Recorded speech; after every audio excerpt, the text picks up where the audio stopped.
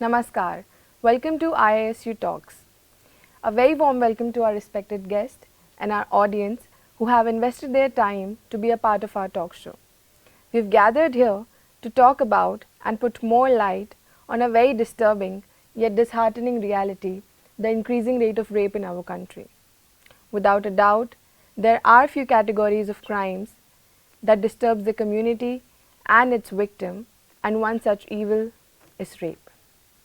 Let's start by meeting and greeting our respected guest, Dr. Shipra Mathur, who is the founder of PEN and consultant and advisor of the Department of Journalism and Mass Communication. We welcome you, ma'am. Thank you. Okay, so upbringing, as we say, plays a major part in one's life. So when it comes to the heinous crimes such as rape, do you think it is an excuse or a major reason of making someone of that criminal mindset? You mean to say that upbringing leads to creation of rapists? That's what you're trying to say? Yes, we've seen criminals who give it as an excuse also, that we've been brought up in such a way that we've struggled through such chaos that we are doing this, or it can also be a major reason behind this mindset. So certainly I think societal environment and the environment in which the victim has lived all through his life with the sense of identity he possesses, I think that contributes a lot towards his inclination towards criminal activities per se. But raping a woman, is one aspect of criminal minds which it is derived from how we are treating women in our society largely. How she is treated as an object, how she the crime against women are not convicted in the courts also. They are punished, but the time taken to deliver the punishment is so huge that it doesn't deter the criminal to not to think of doing this kind of a crime. But you see that, when we talk about a person growing, in the initial 20 years of a person majorly is contributed towards its family. So the father and the mother, whatever they inherit in their child, has a lot to do with its character. So it's not just about family, it's about the environment you live in, it's the kind of institution you have interacted with, and it's the social institution, the political institution, it's the entire environment and the ecosystem in which you live in. So family is just minuscule part of it. Otherwise, how you engage with the society, what kind of ethical ecosystem that exists in that society, I think that helps create you as a person who would think that whether this thing is right or wrong, with a sense of what is right or wrong. So I think if this goes astray, then I think everything, this kind of outcomes and these kind of activities we see in the society. Directly or indirectly becomes a reason Absolutely behind the same. So moving on to the second question, which is correlated to it. So do you feel that rape cases are suppressed in households due to patriarchy? You mean the reporting of the cases? Yes. So there are two aspects of it. One, the rape cases, as you see the statistics, in 2020, there were almost 28,000 rape cases reported in the country. And the rate of rape is, unfortunately, every 60 minutes, 2 rapes are happening in India. So that's horrific in a way. But as you see this data, it has declined interestingly. We often say that the crime is increasing, the rape is increasing, but the data say that if last year it was 33,000, this year it is 28,000. So if we see this change, 2,000 cases reported, either they are reported less, that could be the case, because there is a stigma still in the society not to report these kind of, sexual crimes to the police, because of the same reason as I referred, because the courts are not delivering the conviction, or the Definitely. cases are not settled well in time. So it it adds to the rigors of the family of the victims when they plan to report the cases. But still, I think this if you see growing trend in the sense that there are more cases, I think this could be indicated as a positive trend also, that people are more fearless about reporting the cases, and they count it as a big crime. And they, even in some cases, if you have heard of some cases where the girl was reluctant or the family was reluctant, the mother has taken a stand to report, Yeah. the kind of crime, because these are the crimes which are happening or which are committed largely by those people, male members of the, either they are Family. very, yes, you The are people who are the acquainted more with, you are close very ones. close with, Yes, So yes. this is the saddest part of it, that how men and women relationship has completely gone, off road, or is it makes no sense that how, though the fact also remains that India, though we politically we have heard these kind of notions that India is becoming rape capital of India, rape capital of the world, Yes. but that is fortunately or unfortunately that is not true, because South Africa is one country which tops the list of in terms of rapes are conducted in the country. Every 1 or 2 minutes rape are happening in South Africa. Definitely. See, if we talk about worldwide, I see Japan being a major offender of oppressing women. But see, we do not look out on the point where it is, becoming worse. We would rather go and focus on our country, how we can make it better. So, Absolutely. So like, there's no excuse that that we are better, because definitely. the data is very it's really horrific. Okay, as you're mentioning the data, we also have collected some Yeah. facts. So, which says that 77 rape cases were reported across India on an average every day in 2020. Although there's a decline of 8.3%, likewise, how you mentioned it, there's a decline of 8.3% in the rape cases if we talk about the reports of the previous year, that is 2019. But then that is just on the papers. So in the cases of rape statistics, they have never been reliable, Yeah, because not only the cases, the crimes which are happening, but the crimes which are actually not happening, they are Yeah. also getting reported for various reasons. Because the act which exists, as IPC in our country, it has also been misused against male members of the society for various reasons, So that's why you cannot rely on the kind of statistics that's there, but still that is the only possibility to measure somehow or to map where do we stand as of now. so we cannot take the decline as in a way that our Absolute way, country is yes. growing, because Yeah. it is just on the papers. So Absolutely. which means that there is more to the picture, and Yeah. we still need solutions and answers to demolish this evil. Very true. So I'd like to move on to the next question. That is, so when we talk about solutions, right? One point that this generation nowadays comes with is sex education. So do you think it can make any difference or bring any change? Definitely. I think sex education is something which should be taught in the academic institutions for sure, but it should pass on to the generation in a very substantive way through the family and societal system also, where this kind of a mindset wherein we see women as a subordinate part of the society, subordinate to male. I think that aspect or that mindset must change. So sex education is just one minuscule part of that entire education.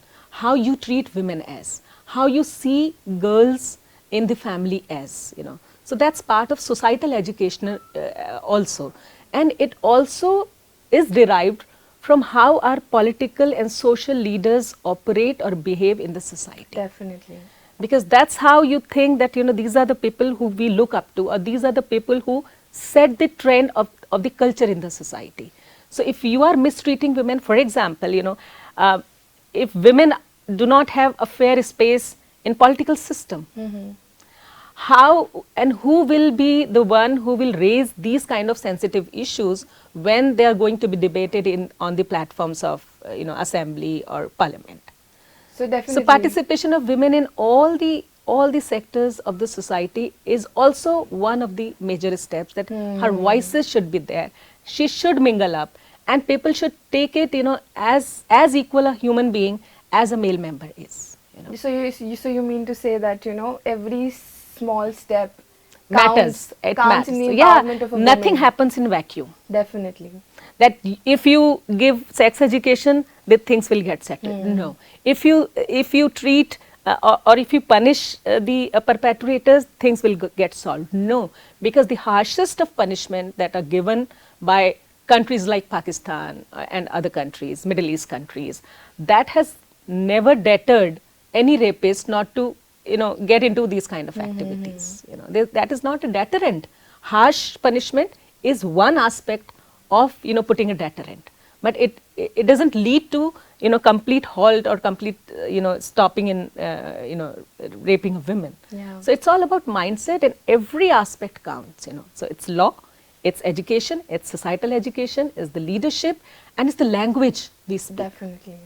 Yeah. So when we talk about increasing rate of rape in our country, so don't you think this one aspect, the culture, is kind of in a way oppressing a woman to not to speak up? Because we've been brought up in a culture where a woman is taught to not to speak, not to argue, not to speak in a tone which might be offensive to somebody else. Yes, absolutely. That has to do with that? That's what I said, that language. Yes. The languages we speak, the language we address her, right when she's born, the celebrations that go on when she's born. Yeah. Everything matters. It does. So it's coming from back to that point that it's culture which should prevail in a country, in a society, which allows you to see women as your equal counterpart. She's no less and no more to you. Yeah. Because our constitution, since we gained independence in 1947, our constitution is one of the, I think, most advanced or most dynamic constitution of the world. There are a lot of laws for women in our country. There is nothing in the constitution which stops any women to enjoy similar rights as that of men. US constitution gave electoral rights much later. Yes. Ours was the one who never thought even of this fact that women should anyways be not treated equal. So she enjoys equal rights as any human would enjoy. Article 21A gives her right to life. Yes, it does. So she's as equal. So we have to change our language, we have to build our culture. Rather than changing our culture, I think we need to build and rebuild.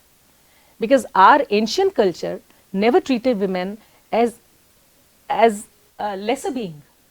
She was always equal.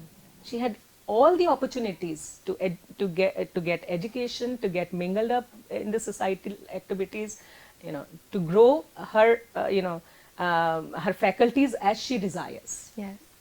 To sum it up, the sex education need not be within the walls of the school, but it should be inherited in the culture also. Absolutely. So we've talked about what women should do and women should not do, or what should happen with women, but what about men? No, it's without men, what's there? What is it that men should do and men should not? So whenever we talk about educating, I think the sensitization part regarding laws and crime against women and how she should be treated, I think our larger focus should be shifting on to men.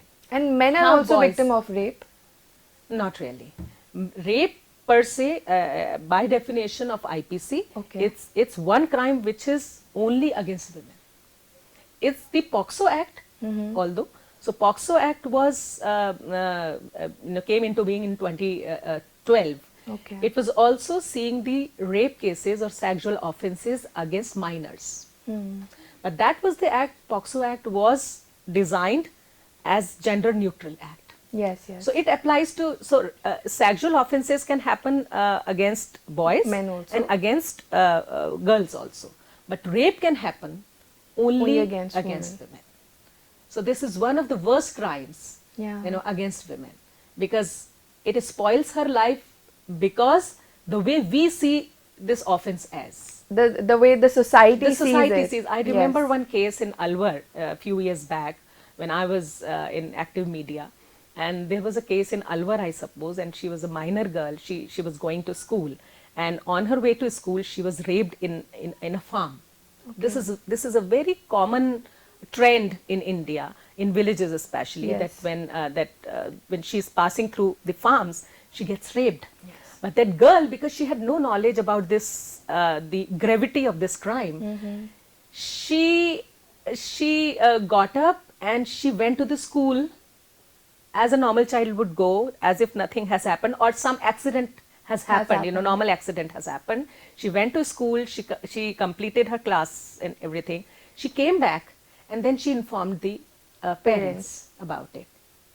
But I think that audacity or that courage, because she was not influenced by anything else, but she took it as something, any other accident which could have happened to her.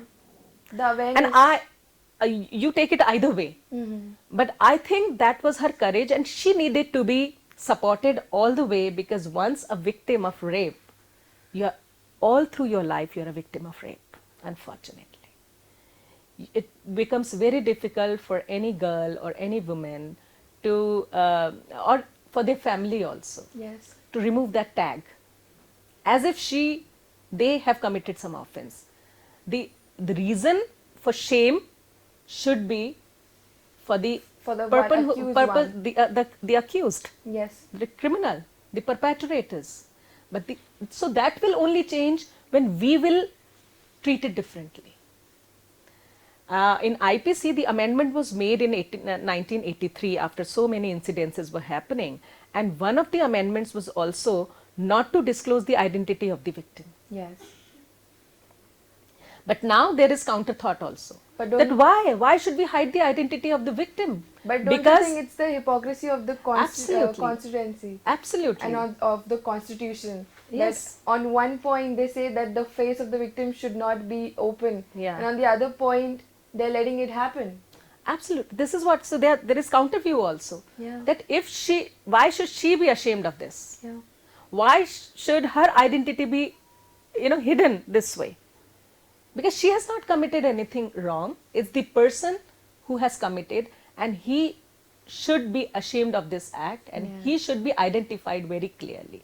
So, but there are reasons for it also, because unless the case is settled, there are other dimensions of how society would treat the victim as. That's why I think these provisions, but these needs to be debated in a way. Definitely, they does. Yeah. Nowadays, even people come and they are like, it's a cliche to talk about rape. It's an everyday story. But then why is it everyday story? They don't understand the sensitivity of this topic, of this issue, not even a topic. Yeah. So that's why I think the women in the country are not as much oppressed, but are being internally inherited the fact that it is okay to get raped. And to move on and not speak up. I don't think that she would feel it's okay to be raped, but she definitely has. We have not been able to support her all the way to give her this courage that she should speak up against the wrong that has been done to her. I think, and there are so many reasons for it. That the whole family would be castricized, because she is really the one who is brought up like that. If something happens to her, your family will suffer because of you. Yeah. So she's not ready to take it. So this is how you bring her up. So bringing up a boy and bringing up a girl, both I think demands a different kind of a sensitivity that should begin from home, of course, and that should be passing on from the academic institutions. Yes. Also, and from societal institution also. That's a bigger Definitely. institution for sure. Yeah, okay. Thank you, ma'am, for your precious time and you. so much abundance of knowledge that we got from you. Thank you. I hope today inspires ideas and discussions around the ways that we can make our country together a better place. Thank you. Thank you.